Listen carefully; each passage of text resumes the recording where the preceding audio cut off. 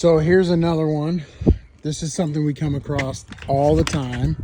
People say, well, I'm just gonna coat my concrete deck, my concrete pool deck. So here's an example of a pool deck that was coated. You can see here where the crack is. The topping has come off. Here's another where they did it over the pool coping. That's peeling off.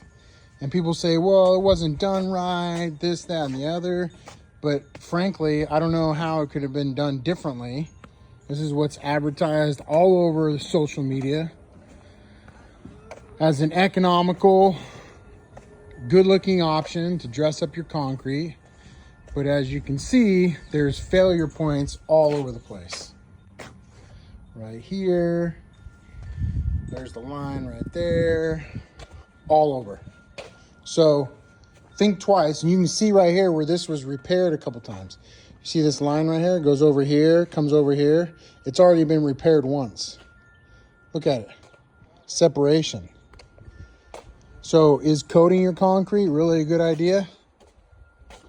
I don't think so. Not unless you want to maintain it every few years. Right here, blotchiness coming apart. Right here, another one. This is a better option. Here's more of it. Look, it's coming off.